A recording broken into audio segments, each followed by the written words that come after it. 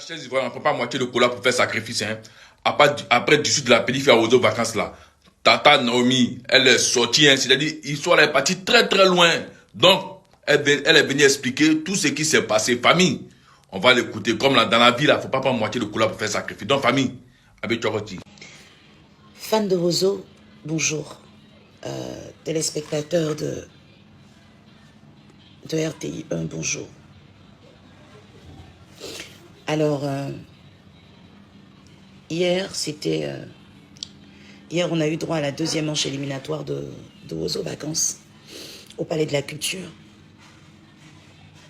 Et quand je descends de scène et quand je rentre à la maison, vers 21h30, 22h. Et on m'emmène une vidéo qui...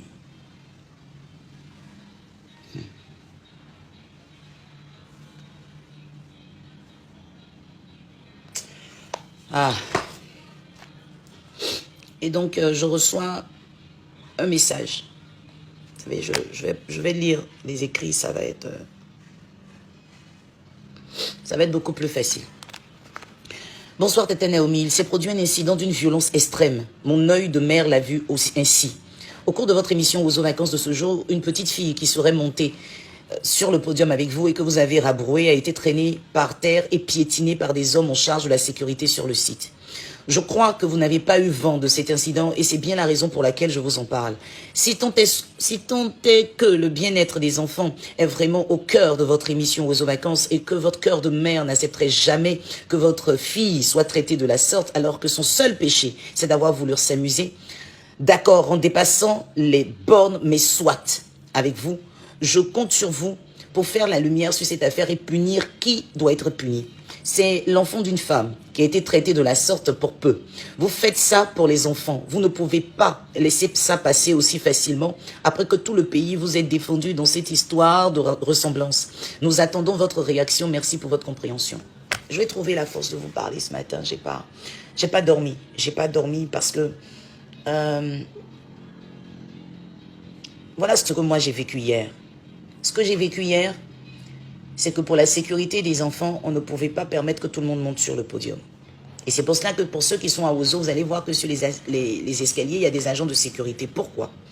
Si tout le monde se déporte sur le podium, ça peut créer des incidents. Ensuite, il faut comprendre que le podium de la salle à Numambo est séparé des sièges par c'est ce qu'ils appellent une piscine, mais en fait, c'est un gros trou de séparation. Un enfant peut facilement tomber. Moi, j'ai déjà failli me blesser là-bas, donc on fait attention.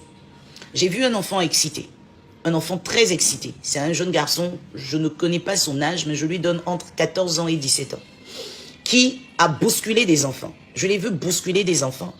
Et il a même failli faire tomber les enfants, certains enfants dans la grosse piscine, dans le trou qui sépare le grand podium du Palais de la Culture, là, au siège. Et il s'est faufilé il a réussi à se faufiler entre les agents de sécurité pour monter sur la scène. Donc, voyant arriver ça, je ne pouvais pas, après qu'il ait bousculé d'autres enfants, accepter qu'il danse avec moi sur la scène. Je ne pouvais pas. Donc j'ai fait signe pour qu'on puisse l'escorter. Ce n'est pas la première fois que les enfants sont escortés. Ce n'est pas la première fois que les enfants sont raccompagnés. Jamais, mais au grand jamais de la vie, les enfants ne doivent être traités comme ce que moi j'ai vu après. Bon bref, ils l'ont escorté. Et moi, j'ai continué l'émission. Sachez que c'est une émission avec plus de 5000 personnes dans la salle et on ne peut pas avoir les yeux partout en même temps. Donc moi, j'ai vu comment l'équipe était en train de faire descendre. Donc je l'ai vu au niveau de l'escalier. J'ai continué. Si vous regardez même le direct de la RTI, j'ai continué mon show, j'ai continué mon animation. Et c'est bien plus tard, quand je rentre à la maison, que j'ai cette vidéo. Personne de l'équipe n'a signifié qu'il y avait un problème. Donc, vous savez, il y a tellement de choses. Il y a plus d'une centaine d'agents de la RTI qui sont là, rien que pour vous servir, rien que pour, je ne sais pas comment je vais vous dire ça, pour vous offrir le meilleur. Et je pense que par la qualité de nos services et les sacrifices que chacun fait pour pouvoir vous offrir du bonheur, ils ne peuvent pas, en fait, vouloir faire du mal volontairement. Vous comprenez? Bon, bref, je reçois la vidéo, je suis choquée. Mais comment on peut faire ça après toutes les instructions strictes données? Ça fait 11 ans que je présente aux vacances. Même un cocota, comme on dit, vous ne m'avez jamais vu faire ça. Jamais de la vie. Jamais de la vie. Et je ne peux pas admettre. Je ne peux pas admettre qu'on puisse bousculer un enfant. Si ça ne va pas, ils ont pour instruction de soulever l'enfant. Mais de le traîner comme j'ai vu, de le bousculer aussi fortement, sincèrement, je vous demande pardon. Et croyez-moi, si en plein direct, j'avais suivi, je ne peux pas avoir les yeux partout, mais si en plein direct, j'avais suivi, sur le champ, quelque chose allait se faire. Vous me connaissez.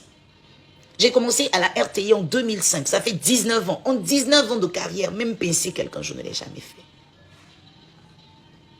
Je ne l'ai jamais fait. Et je ne peux pas accepter ce qui s'est passé. Je ne peux pas comprendre. Je ne peux pas accepter. Et en même temps, je suis une maman, mais je suis une maman entre deux feux. Entre deux feux, c'est-à-dire, je veux sanctionner durement la personne qui a bousculé fortement l'enfant.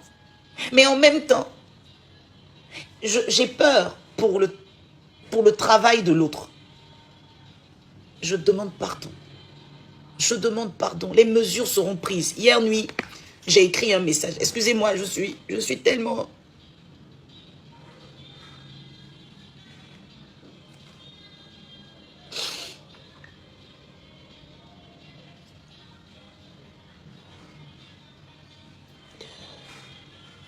Excusez-moi, je suis tellement pas bien que c'est pas... Les mots ne sortent pas comme je le veux.